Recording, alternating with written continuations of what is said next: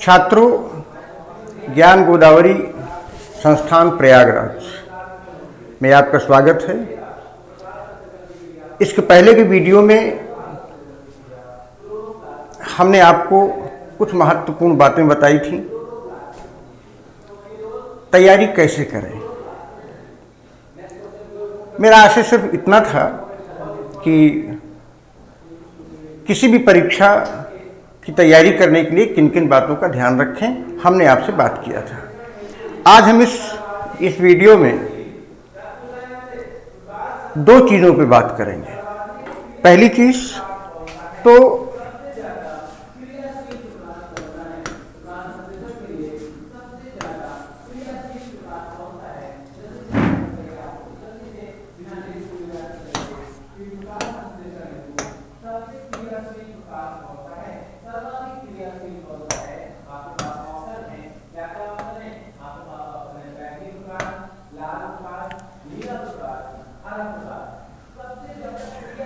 पहली चीज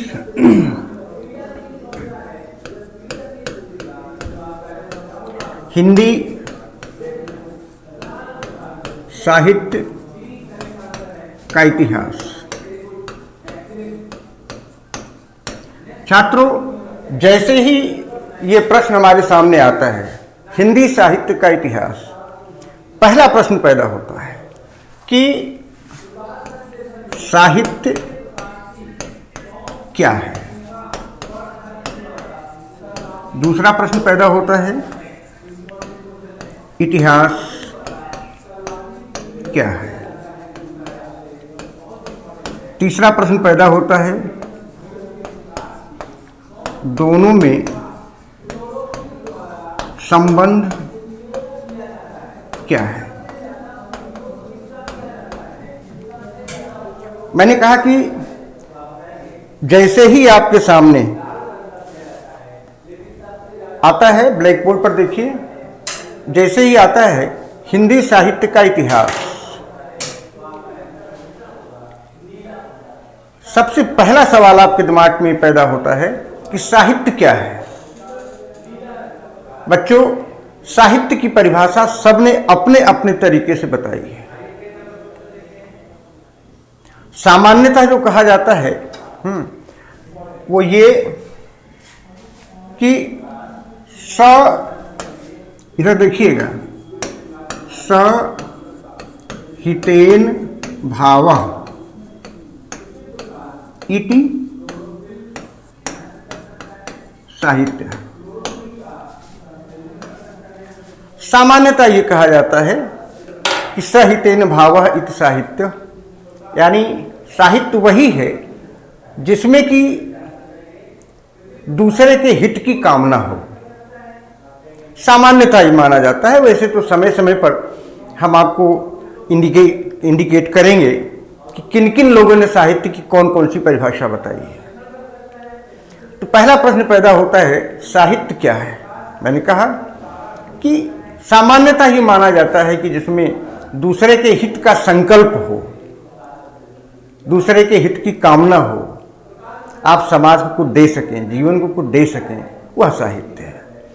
ध्यान रखिएगा, साहित्य का संबंध कल्पना और संवेदना से है। मैंने कहा कल्पना और संवेदना। साहित्य जो है बिना कल्पना के, कल्पना उसकी पहली सीढ़ी है। साहित्य, मैंने कहा कि कल्पना साहित्य की पहली सीढ़ी है। अब अगला सवाल पैदा होता है, इतिहास। देखिए, इतिहास तथ्य की बात करता है, फैक्ट की बात करता है। मैंने कहा कि जो इतिहास है वो तथ्य की बात करता है। ठीक है।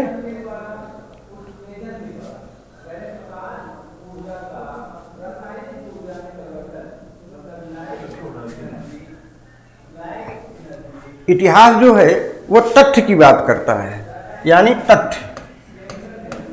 तथ्य का मतलब जिसको आप कहते हो अंग्रेजी में फैक्ट यानी तथ्य जो होता है वो बाहरी दुनिया से हमको मिलता है।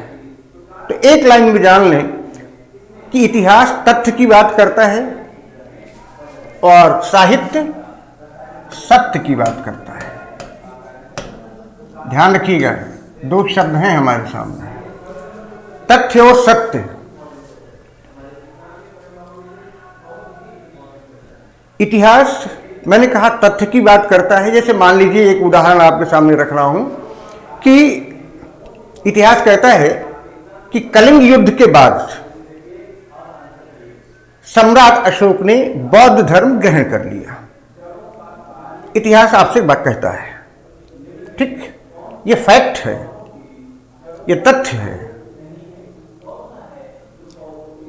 अधिक से अधिक इतिहास ये कहता है कि कलिंग युद्ध में इतने लोग मारे गए, आंकड़ा दे देगा आपको। इतिहास ये भी बता सकता है कितने बच्चे मरे, कितने पुरुष मरे, कितने नारी मरे। ठीक, इतिहास की सीमा यही है। लेकिन जरा गौर से सोचिए कि बौद्ध धर्म ग्रहण करना सम्राट का एक कारण था, एक परिणाम था वो।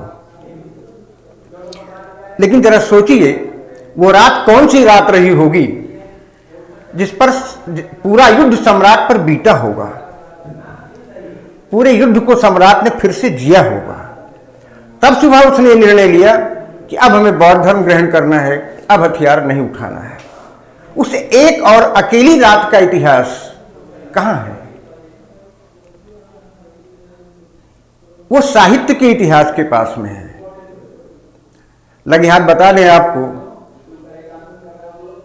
यशपाल का नाम सुना होगा आपने, एक उपन्यासकार हैं यशपाल। अपने उपन्यासों में उन्होंने इन बातों की चर्चा की है। तो मैंने आपसे कहा कि उस रात का इतिहास कहां है, ये साहित्य इसकी बात करता है।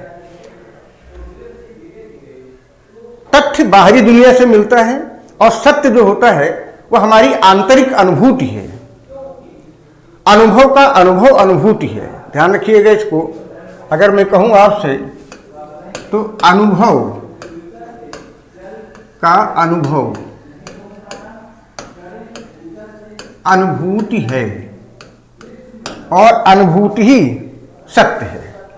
अनुभव हमें बाहरी दुनिया से मिलता है, लेकिन दिन भर जो हमें बाहरी दुनिया से अनुभव मिलता है, जब फिर से उस अनुभव को अपने अंदर हम जीते हैं तो उसे अनुभूति कहते हैं। तो साहित्य का संबंध जो होता है वो अनुभूति से होता है और इतिहास का संबंध जो होता है वो अनुभवात्मक जगत से होता है, यानी बाहरी दुनिया से होता है। अब आप देखा आपने कि दोनों में क्या संबंध है। साहित्य कल्पना की बात करता है, बिना कल्पना के साहित्य जो है वो रचा नहीं जाता, या यूं कह लीजिए कि कल्पना साहित्य की पहली सीढ़ी है और इतिहास को कल्पना से कोई लेना देना नहीं। दोनों एक दूसरे के विरोधी हैं, फिर भी दोनों में संबंध है। मान लीजिए एग्जाम में सवाल आ जाए कि दोनों में के बीच क्या संबंध है। एक शब्द नोट करिएगा,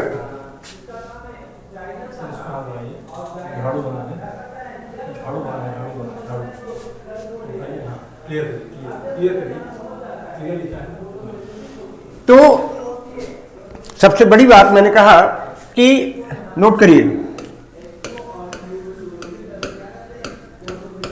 साहित्य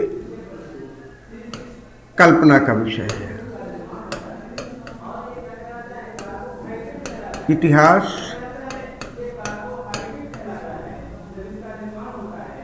तथ्य की बात करता है।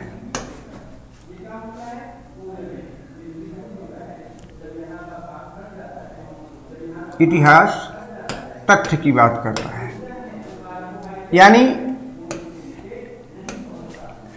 हम दो तरह के संसारों में जीते हैं, एक अनुभवात्मक जगत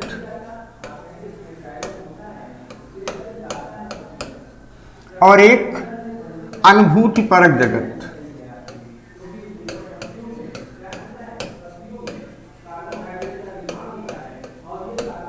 ठीक, अनुभूति आंतरिक होती है, अनुभवात्मक जगत का मतलब बाहरी दुनिया। तो दोनों एक दूसरे के विपरीत होकर भी दोनों एक दूसरे पर आश्रित हैं। इसलिए एग्जाम में अगर आता है सवाल दोनों के बीच क्या संबंध है, तो एक शब्द आप ध्यान रखिएगा, अन्योनाश्रय। अन्योनाश्रय, दोनों के बीच कैसा संबंध है? अन्योनाश्रय संबंध है। अन्योनाश्रय का मतलब होता है कि दोनों एक दूसरे पर आश्रित हैं। मैंने कहा कि दोनों एक दूसरे पर आश्रित हैं,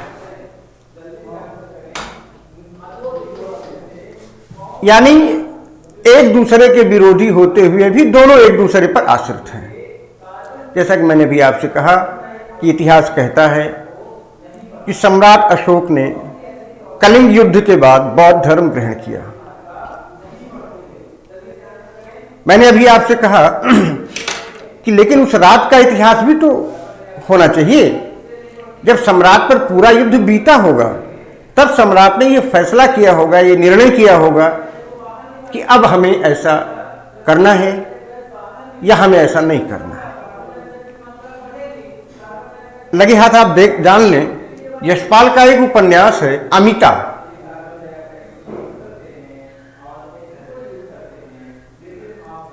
यशपाल का एक उपन्यास है अमिता, यानी आपके एग्जाम में सवाल आए तो कि अमिता उपन्यास किसने लिखा, तो यशपाल ने लिखा। मैंने कहा इस उपन्यास में अमिता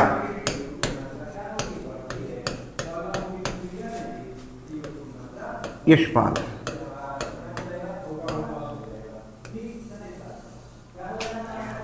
इस उपन्यास में यशपाल ने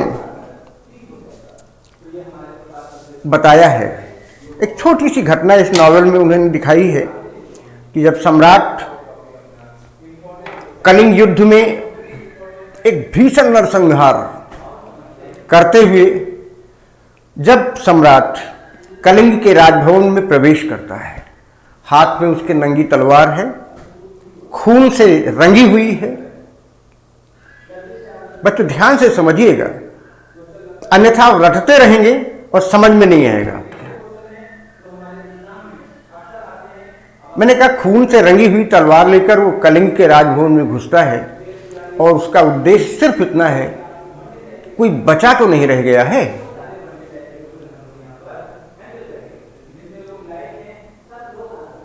इतने में जैसे ही राजभवन में घुसता है, यशपाल लिखते हैं कि एक छोटी सी पूरे कलिंग के साम्राज्य में या कलिंग के राजभवन में एक छोटी सी लड़की, बालिका बहुत तेजी से दौड़ती चली आ रही है और उसके पीछे पीछे एक नौकरानी है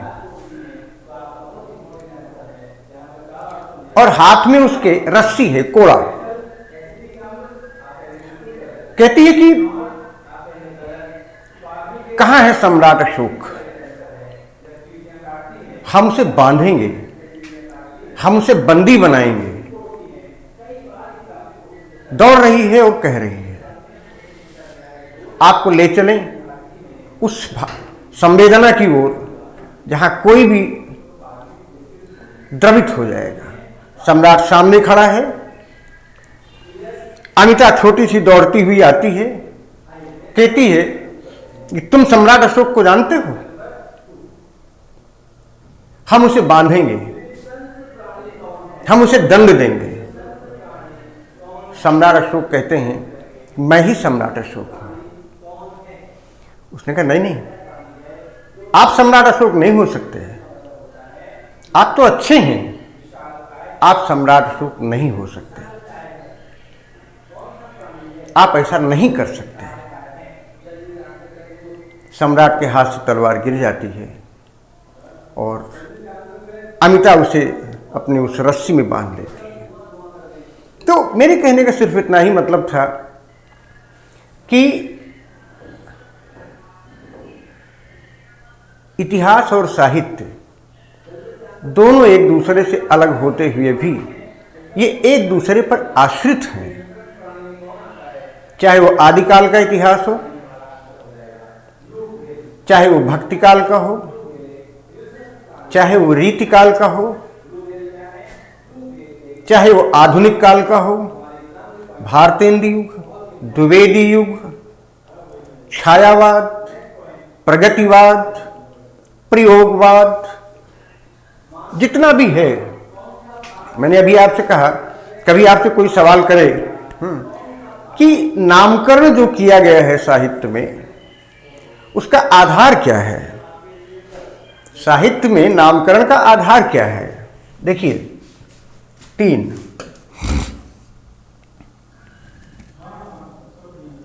काल,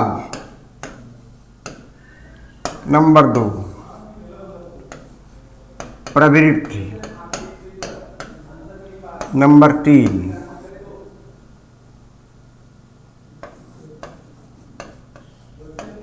व्यक्तित्व। काल, प्रवृत्ति और व्यक्तित्व,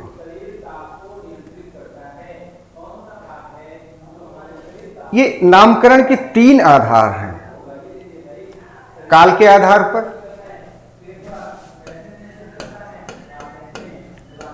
आदिकाल,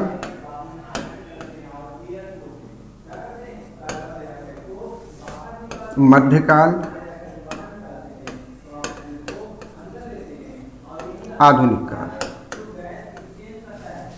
मैंने कहा कि काल के आधार पर अगर देखा जाए तो आदिकाल, मध्यकाल, आधुनिक काल।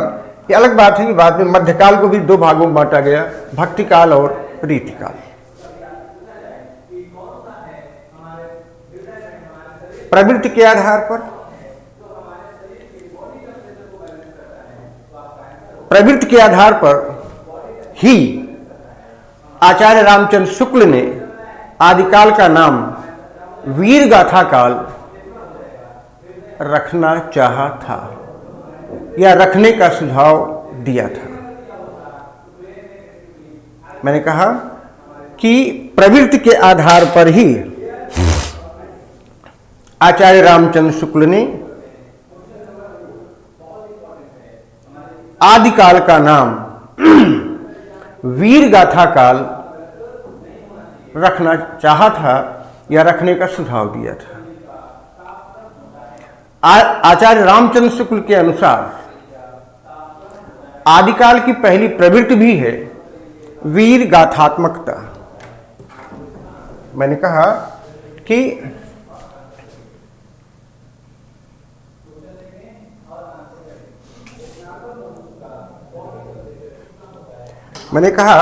प्रवृत्ति के आधार पर ही आचार्य रामचंद्र शुक्ल ने आदिकाल का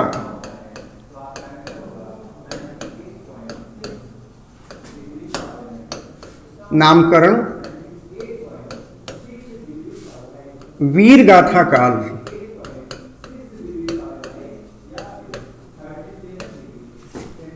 सुझाया था। मैंने कहा कि नामकरण के 3 आधार हैं, काल, प्रवृत्ति और व्यक्तित्व। आदिकाल का नामकरण वीर गाथा काल शुक्ल जी ने इसीलिए सुझाया था कि जिन परिस्थितियों में आदिकाल का जन्म होता है या जिन परिस्थितियों में आदिकाल का साहित्य जो है वो रचा गया, उन परिस्थितियों में या उन परिस्थितियों की ओर अगर हम जाएं तो सामान्यतः हम पाते हैं कि हमारे देश में भी चारों ओर युद्ध का वातावरण था। छोटे छोटे हिंदू राजा अपने क्षुद्र अहम की तुष्टि के लिए आपस में लड़ रहे थे। और ठीक इसी समय तुर्कों का आक्रमण शुरू होता है। तो पूरी की पूरी ऐतिहासिक स्थिति देखिए कि या तो हम आपस में लड़ रहे थे या बाहरी आक्रमणकारी का हम सामना कर रहे थे। कुल मिलाकर परिस्थितियां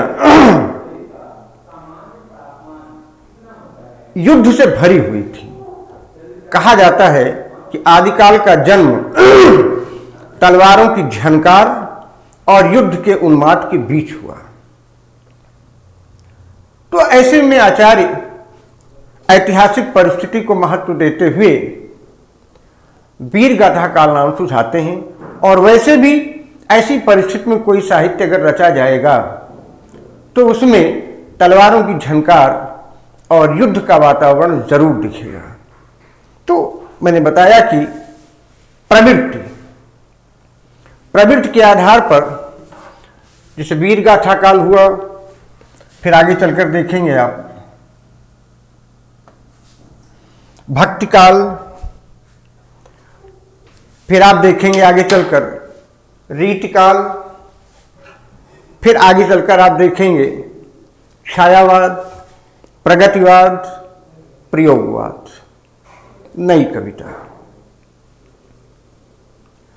अब व्यक्तित्व के आधार पर अगर देखा जाए तो द्विवेदी युग, अगर व्यक्तित्व के आधार पर देखा जाए तो इसका सीधा सा मतलब होता है कि उस काल विशेष में कौन सा व्यक्तित्व सबसे ज्यादा प्रभावी था। हम देखते हैं कि आधुनिक काल का जो पहला चरण था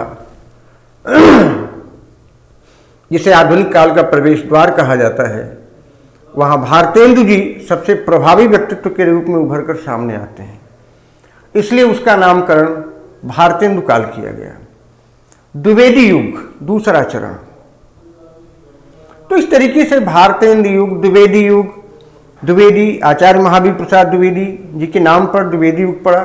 फिर और आगे चलेंगे आप उपन्यासों में, कहानियों में तो प्रेमचंद युग, प्रसाद युग, इस तरीके से।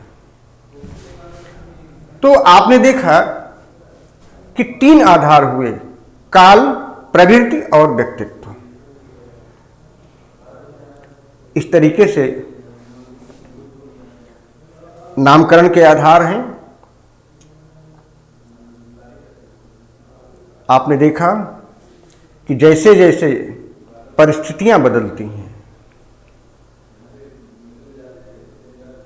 जनमानस की मनःस्थिति बदलती है, वैसे वैसे साहित्य का इतिहास भी बदलता चला जाता है, बदलता चला जाता है। यानी जैसे जैसे परिस्थिति बदलती है, जैसे जैसे जनता की चित्तवृत्ति बदलती है, वैसे वैसे साहित्य का इतिहास भी बदल जाता है। परिस्थितियां बदली,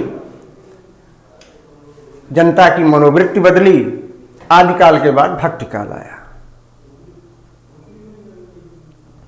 भक्ति काल के बाद रीति काल आया। तो मैंने कहा कि बदलती हुई परिस्थितियों का संबंध साहित्य से है और भाषा के विकास से भी है। तो इस तरीके से आपने देखा कि पूरा साहित्य का इतिहास जो है आदिकाल से लेकर के और आज तक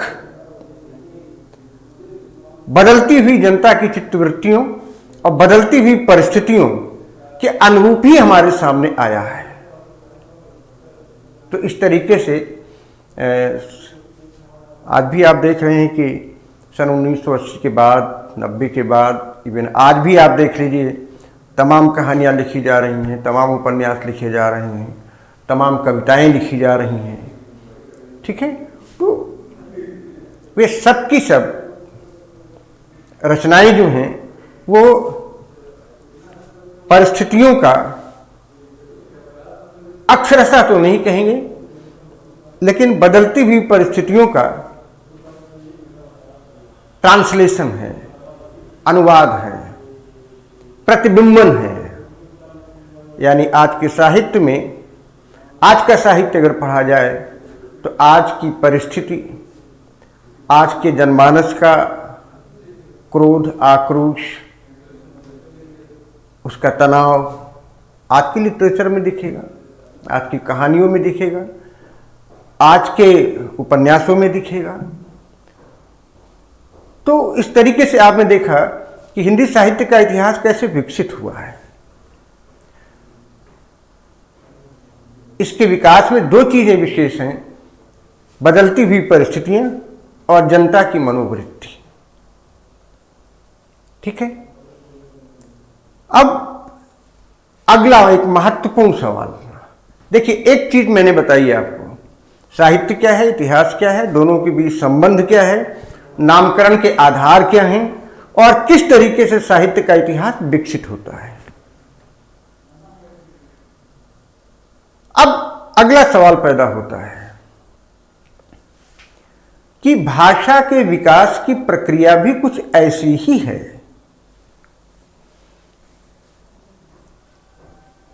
यानी बदलती हुई परिस्थितियों को शब्द देने वाली जो भाषा है उसे भी अपने अंदर परिवर्तन करना पड़ता है। पहला सवाल पैदा होता है कि भाषा के निर्माण की प्रक्रिया, भाषा के निर्माण की प्रक्रिया कैसी है, भाषा के निर्माण की प्रक्रिया कैसी है। देखिए, अगर एक शब्द में हम कहें, एक वाक्य में हम कहें, तो भाषा के निर्माण की जो प्रक्रिया है वह चक्रीय है। भाषा के निर्माण की जो प्रक्रिया है वो कैसी है? भाषा के निर्माण की जो प्रक्रिया है वो चक्रीय है। कैसे? भाई एक सवाल तो आपका बन गया, एक सीधा सवाल आता है, भाषा के निर्माण की प्रक्रिया कैसी है, तो आप बता देंगे चक्रीय है। देखिए, अब सवाल पैदा होता है कि क्या इसे रट लें खाली चक्रीय है या हम समझ लें कि चक्रीय है। इसके लिए समझना बहुत जरूरी है। देखिए, सबसे पहले होती है बोली। सबसे पहले क्या होती है? बोली। फिर होती है भाषा, फिर होती है काव्य भाषा। बोली, भाषा और काव्य भाषा। अब अगला सवाल पैदा होता है, बोली क्या है? सामान्य जीवन को, आम जीवन को चलाने के लिए, दैनिक दैनंदिनी को संचालित करने के लिए हम आम बोलचाल में जिन शब्दों का प्रयोग करते हैं उसे बोली कहते हैं। आम जनसाधारण अपने जीवन को, जीवन के कार्य व्यापार को चलाने के लिए जिस शब्दावली का प्रयोग करता है उसको बोली कहते हैं। ध्यान रहे कि बोली का कोई व्याकरण नहीं होता। जैसे मैंने कहा नहीं था कि व्याकरण तो भाषा का संविधान है, तो उसीलिए मैंने कहा आपसे कि बोली का कोई व्याकरण नहीं होता।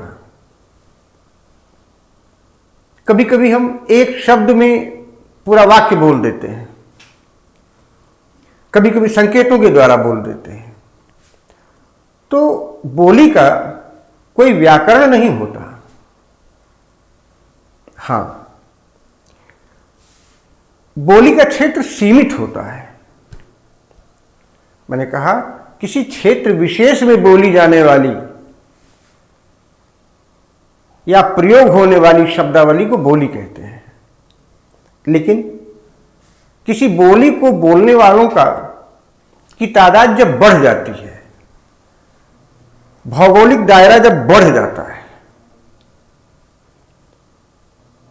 मैंने कहा किसी बोली को बोलने वालों की संख्या जब बढ़ जाती है, उसकी तादाद जब बढ़ जाती है, भौगोलिक दायरा जब बढ़ जाता है, तो उसकी ओर सबसे पहले ध्यान आकर्षित होता है व्याकरणाचार्यों का। तब उस बोली का व्याकरण रचा जाता है, उसको व्याकरण सम्मत किया जाता है। ठीक वैसे ही जैसे शैशवावस्था का कोई व्याकरण नहीं होता, आप अच्छी तरह जानते हैं। उसी तरीके से बोली का कोई व्याकरण नहीं होता। मैंने कहा कि बोली, भाषा और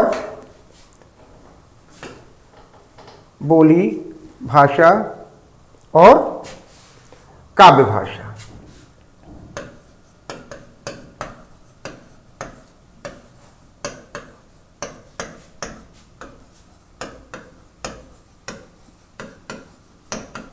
ठीक। जो सवाल पैदा हुआ, भाषा के विकास की गति कैसी है, ये देखिए, चक्रीय है। ठीक, इम्तिहान में सवाल आएगा, आप लिख दीजिएगा चक्रीय है।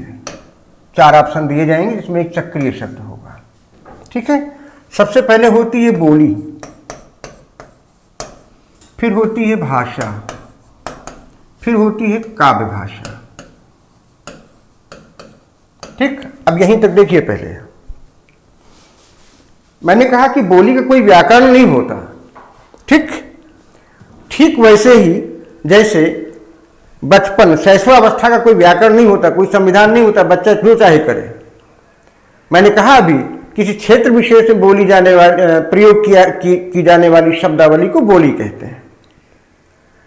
मैंने यह भी आप बताया किसी क्षेत्र में बोली जाने वाली बोली का विस्तार जब हो जाता है, बोलने वालों की संख्या जब बढ़ जाती है, तो उसकी ओर ध्यान जाता है व्याकरणाचार्यों का। यानी भाषा जो होती है वो कई बोलियों का समुच्चय होती है। आप दूसरे शब्दों में कहना चाहें तो कह लें कि भाषा जो है वो बोलियों का महत्तम समापवर्तक है। ठीक है, यानी कोई भी भाषा जब बनती है तो कई बोलियां उसमें मिली होती हैं। ठीक है, तो अब आइए दूसरे पे, भाषा। बोली के बाद आई भाषा।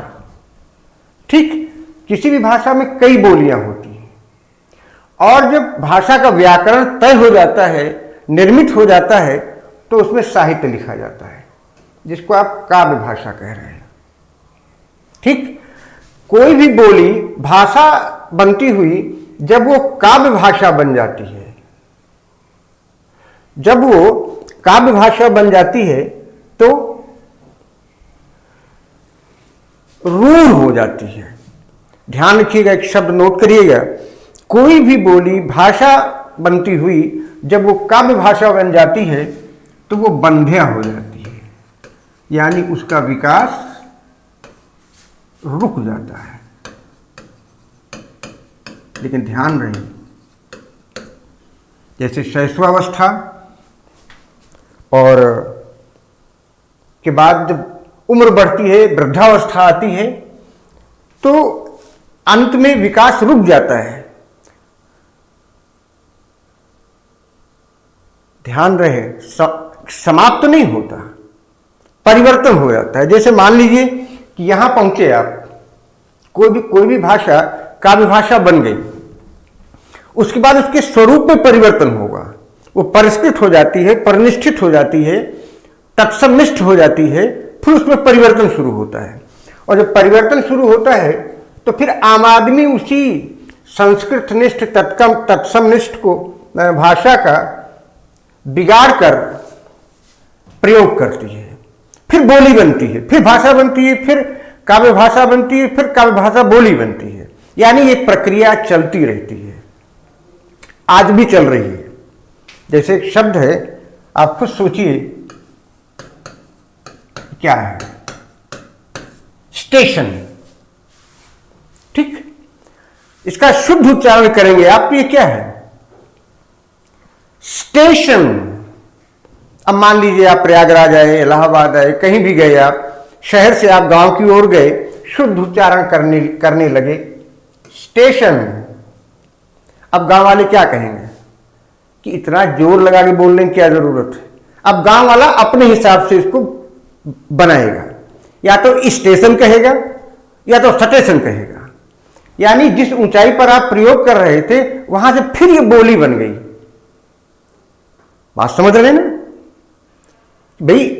आज भी आप देखिए, स्टेशन कौन बोलता है, स्कूल कौन बोलता है, जबकि शुद्ध यही है।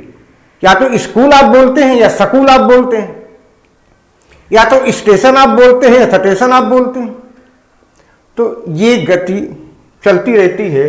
इसीलिए हम लोग कहते हैं कि बोली भाषा और काव्य भाषा विकास की गति जो है वो चक्रीय है।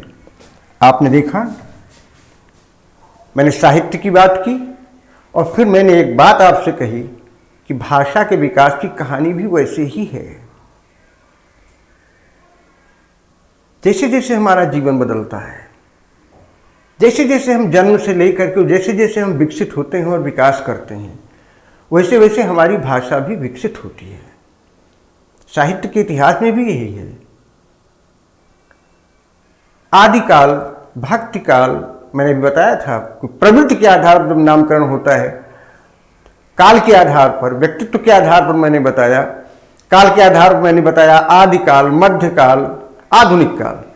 प्रवृत्ति के आधार पर हमने भी लिखा, बोर्ड पर, ब्लैक बोर्ड पर लिखा। मैंने बताया आपको कि वीर गाथा काल, भक्ति काल, छायावाद, प्रगतिवाद, प्रयोगवाद। व्यक्तित्व के आधार पर मैंने बताया भारतेंदु काल, द्विवेदी युग। इस तरीके से नामकरण मैंने बताया। लेकिन मैंने यह भी बताया कि जैसे जैसे साहित्य बदलता गया वैसे वैसे भाषा भी बदलती गई, उसमें भी विकास हुआ। आज भाषा का जो मानक रूप हमारे सामने है वह एक लंबी यात्रा का, बहुत लंबी यात्रा का परिणाम है। हम लोग पढ़ेंगे कि चरणबद्ध तरीके से किस तरीके से भाषा विकसित हुई है। आपने देखा होगा वैदिक संस्कृत, जिसको छांदस कहा जाता है। क्या कहा जाता है? वैदिक संस्कृत। आपने कभी सोचा कि भाषा का सबसे प्राचीनतम नमूना हमारे पास क्या है? ऋग्वेद। ऋग्वेद के पहले क्या भाषा नहीं रही होगी? प्रमाण नहीं है हमारे पास, बिल्कुल रही होगी। ऋग्वेद की भाषा को हम लोग मानते हैं कौन सी भाषा? कहते हैं वो देव भाषा है, कहते हैं ना, वो देव भाषा, देववाणी उसको कहते हैं। वो इसलिए कह देते हैं कि सारे मंत्र उसमें रचे गए। मंत्र क्या है? शब्दों का सही प्रयोग करके इतनी ऊर्जा पैदा हो जाती है। बड़े बड़े ऋषियों मुनियों ने शब्दों का प्रयोग इस तरीके से किया कि उसके द्वारा लोगों का जीवन बदल गया। आज भी आप देख लीजिए, बढ़िया शब्दों का प्रयोग करिए, लोगों को एनर्जी मिल जाती है। खराब शब्दों का प्रयोग करिए, सांप्रदायिकता भड़क जाती है। शब्द तो ब्रह्म है। तो वही मैंने कहा कि ऋग्वेद की भाषा को छांदस, मैंने लिखा छांदस नाम दिया गया, देववाणी कहा गया, देवभाषा कहा गया। ये बिल्कुल वैसे ही जैसे कि बोली भाषा और काव्य भाषा सबसे परिनिष्ठित है। उसके बाद क्या आया? वैदिक संस्कृत, फिर लौकिक संस्कृत, उसका बिगड़ा हुआ रूप। फिर लौकिक संस्कृत जब विकसित हुई, जिसमें कि रामायण और ये संस्कृत के बड़े बड़े ग्रंथ लिखे गए, कालिदास आए, वाल्मीकि आए, तमाम लोगों ने लिखा। तो वैदिक संस्कृत के बाद लौकिक संस्कृत, ठीक। वैदिक के बाद छांदस यानी वैदिक के बाद लौकिक संस्कृत, उसके बाद क्या आया? प्राकृत। प्राकृत को प्रथम पाली कहा जाता है।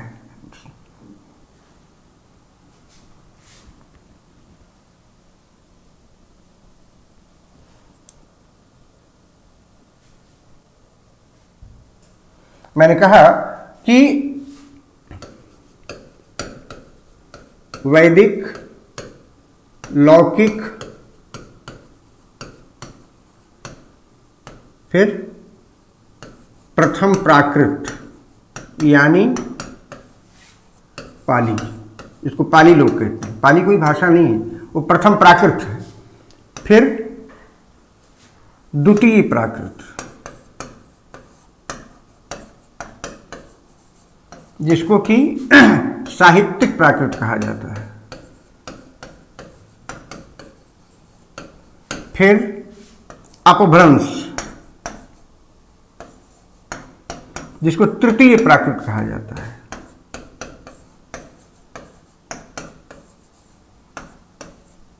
ठीक है, आपको डिटेल बताया जाएगा। अपभ्रंश, फिर औहट, फिर अवधी, ब्रज भाषा, इस तरह भाषाओं का विकास हुआ। तो इस तरीके से आपने देखा कि विकास की ये गति पूरी तरह से चक्रीय है। जैसे जीवन का विकास कभी नहीं रुकता, वैसे भाषा का विकास भी कभी नहीं रुकता।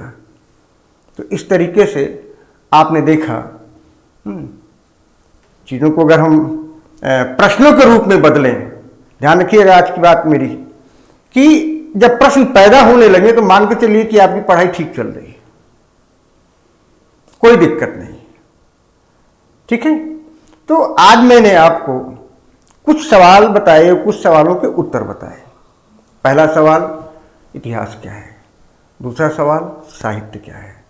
तीसरा सवाल, साहित्य और इतिहास के बीच संबंध क्या है? राइट। चौथा सवाल, नामकरण के आधार क्या हैं? मैंने बताया 3 हैं, काल, प्रवृत्ति और व्यक्तित्व। मैंने ब्लैक बोर्ड पर लिखा था, काल, प्रवृत्ति और व्यक्तित्व। काल माने समय। काल के आधार पर 3 विभाजन हुए, आदिकाल,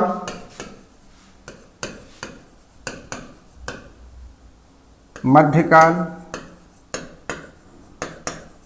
और आधुनिक काल। मैंने आपसे कहा कि काल के आधार पर आदिकाल, मध्यकाल और आधुनिक काल। अब बाद में मध्यकाल को प्रवृत्ति के आधार पर 2 भागों में बांटा गया। मैंने आपको बताया भी है, भक्ति काल और रीतकाल। फिर जब आधुनिक काल में पहुंचते हैं तो उसी तरीके से प्रथम उत्थान भारतेंद्र युग मैंने बताया है, दूसरा द्विवेदी युग, फिर तीसरा छायावाद, प्रगतिवाद, प्रयोगवाद। तो इस तरीके से इतने सारे प्रश्न आपको बताए गए। आपको यह भी बताया गया बाद में कि भाषा के विकास की कहानी कैसी है। मैंने यह भी कहा आपसे कि भाषा के विकास की गति चक्रीय है, लेकिन रटिए मत, आप समझिए कि चक्रीय कैसे है। तब मैंने बताया बोली, भाषा, काव्य भाषा, फिर बोली, फिर भाषा, फिर काव्य भाषा।